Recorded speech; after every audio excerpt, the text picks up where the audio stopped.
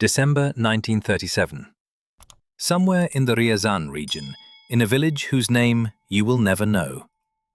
A blizzard, -23 degrees. The kind of night where even the dogs stop barking because it's too cold to bother. On the porch of a small wooden church, someone leaves a basket. Inside is you, 2 weeks old, wrapped in rags that used to be a blanket. You've stopped crying. You don't have the strength left. 1 more hour on that porch, and there would be no one left to cry. The door opens. Father Nikolai, 67 years old, a priest who has learned to survive by being invisible in a country that hunts people like him, looks down at you. He isn't surprised. You're the 4th abandoned baby this year. 1937 is a good year for orphans. Parents are either in labor camps or too afraid to feed one more mouth. He carries you inside, to the stove. You start breathing steady. You will live. Your odds, statistically, are grim. A 30% chance of surviving to adulthood. No parents. No name. No status except child of presumed enemies of the state. 3 days later, he baptizes you and gives you a name. Now you have something.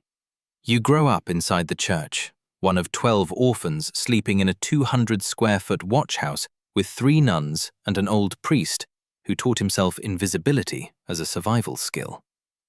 In 1941, the war comes. You're 4. The Germans are 100 kilometers away. You're evacuated east in a freight car. 3 days, no stops, the smell of unwashed bodies and fear. Father Nikolai stays behind with his parish. Before you go, he presses a small bronze icon into your hand. Don't lose it. I'll find you after the war, he says. He never does. You'll learn 9 years later that he died in a labor camp. You end up in orphanage number 14, in a town called Buzuluk. 200 children, 7 caretakers, 1 part-time doctor, bread rations under 300 grams a day. That winter, 17 children die of dysentery and starvation. The ground is too frozen to bury them, so the bodies wait in a shed until spring. You survive.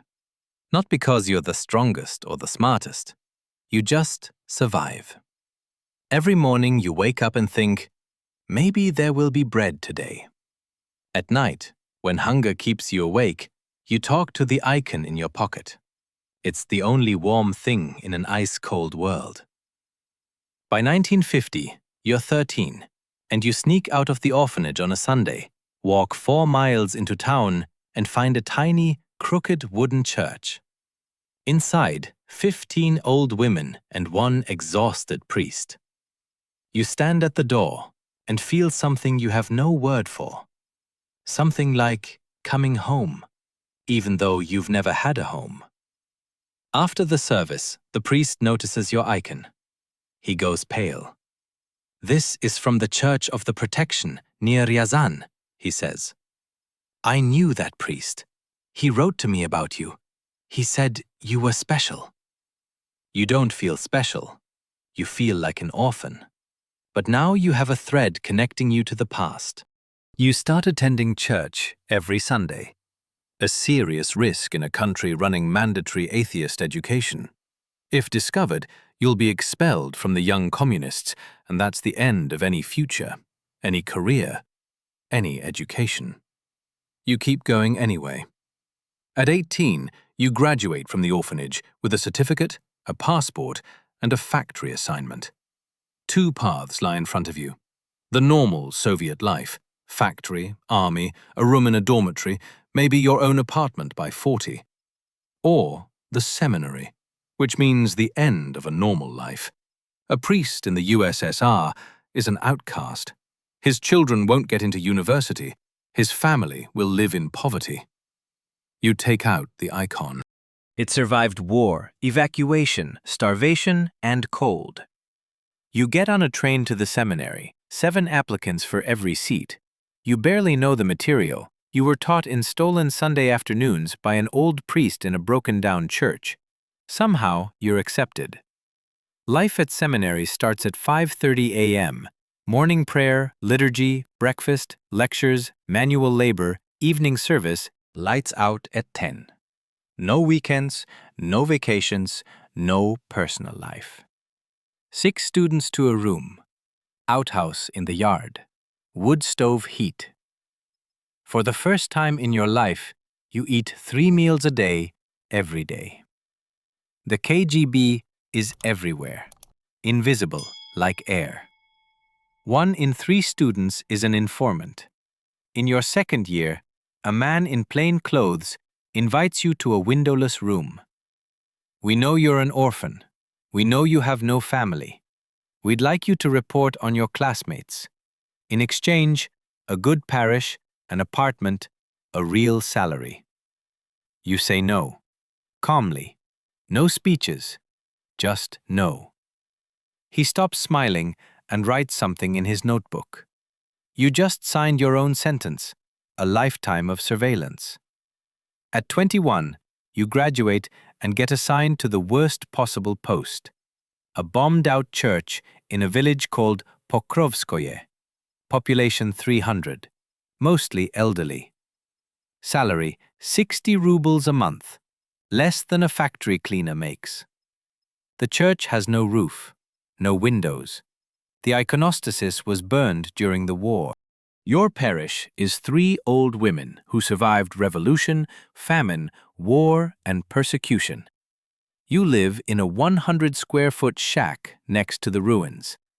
This will be your home for the next 5 years. In 1959, Khrushchev launches a new anti-religious campaign promising to show The Last Priest on television by 1980. Over the next 7 years, 5,500 churches are closed and 6,000 priests lose their registration. Your church survives only because it's already in ruins, nothing left to take. You're called in monthly by a state religious affairs officer who demands reports on every baptism, wedding, and funeral. You keep 2 record books, one official, nearly empty, and one real. Word spreads quietly through nearby villages. There's a priest who doesn't inform on his people. At 25, the neighboring priest is stripped of his registration and dies of a broken heart within 6 months. You become the only priest for 3 districts. You're secretly ordained at night in a closed church in Tula. You baptize children in secret. Their parents risk losing their jobs if discovered. You perform secret weddings. You conduct funerals, the only thing still allowed in the open. Your official income, after a 70% state tax, 30 rubles a month, below the minimum pension. You live on that, and you keep the church running. In 1965, Khrushchev is out, Brezhnev is in, and the persecution eases, not from kindness, but from indifference. The church is no longer seen as dangerous. It's just old women praying. You start rebuilding the church with your own hands at night, brick by brick, board by board, learning masonry from an old man who remembers construction before the revolution. By your late 20s, you have 20 volunteers instead of 3 old women. Young people driving in from the city, bringing tools and food, working beside you on weekends. For them, it isn't just a church. It's quiet resistance. At 33, the age of Christ, you marry Nina, a schoolteacher whose father was executed in 1938. She knows exactly what she's signing up for. Poverty, surveillance, children who won't be allowed in the Young Pioneers. She says yes anyway. You marry in your own half-rebuilt church.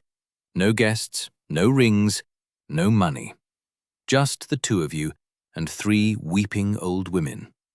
You have a son in 1971, a daughter in 1973. The shack gets even smaller. No toys, Nina sews them from rags. No television, but you're home every evening, reading your children Bible stories instead of fairy tales, teaching them faith without fear. In 1975, the KGB tries again, this time through a fellow priest you've known for 10 years, Father Vladimir. You refuse again.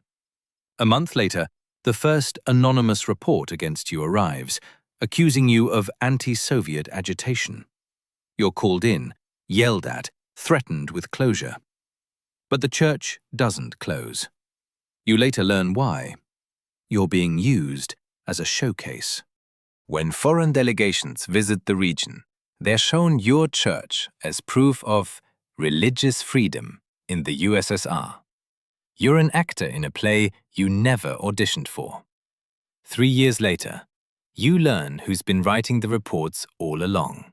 Father Vladimir, the one who offered you cooperation. He got a city parish and an apartment for his loyalty. You look him in the eyes at a church gathering and see nothing there. You don't expose him. You're too tired to hate.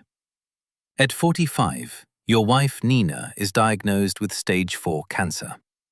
12 years of marriage, all of it in a shack with no hot water, no vacations, no gifts worth more than a few rubles. Before she dies, she takes your hand and says, "I regret nothing." You bury her yourself, behind the church you rebuilt with your own hands. The Soviet Union collapses in 1991. You watch the red flag come down over the Kremlin on a neighbor's television. You feel nothing but exhaustion. I made it, you think. Then the religious boom hits. In 1987, you baptized 12 people all year. In 1991, you baptize 340. A 2,700% increase. You know most of them aren't coming for faith. They're coming because now it's allowed. 90% disappear within a year. But the ones who stay are real. By 1995, after 30 years of nights spent laying brick and building windows, the church is finally whole again. Roof, dome, iconostasis, bells. 200 people pack in for the consecration. You stand in the altar and cry for the first time since you were a starving child in an orphanage. A wealthy local businessman offers to fund the finishing touches if his name goes on a plaque by the door. You refuse. God sees. That's enough. The church is finished instead through donations from your parishioners, 47,000 separate contributions, averaging less than $2 each. It takes 5 more years. But it's honest money. By the early 2000s, the church has become fashionable again. Priests driving Mercedes, wearing gold crosses worth a fortune. A young inspector from the diocese visits your parish and sniffs at how poor it looks. You show him your ledger. A 91-year-old woman living on a tiny pension who donates a portion every single month. Should I buy myself a watch with her money? You ask. He leaves. His report calls you an eccentric.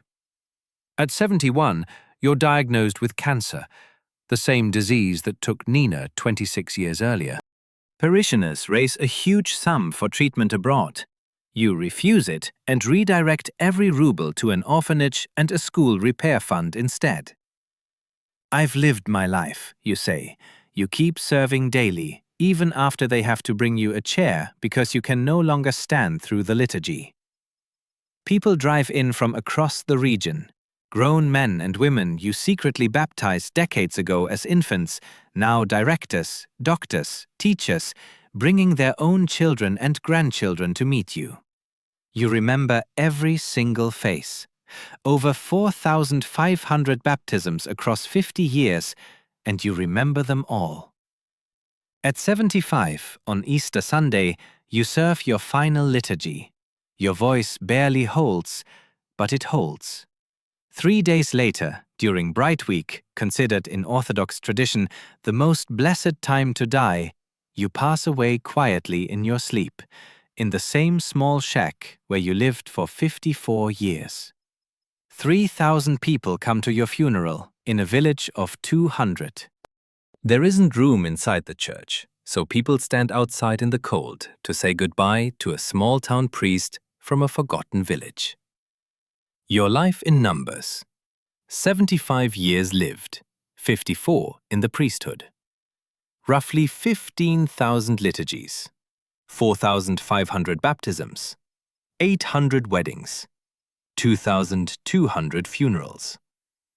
Your highest salary ever, about $200 a month. Personal savings at death, 0. Property owned, none. You never owned a car. 47 official reports filed against you. 200 KGB inspections. 23 fines. 0 arrests. You got lucky. What you leave behind. 1 fully rebuilt church.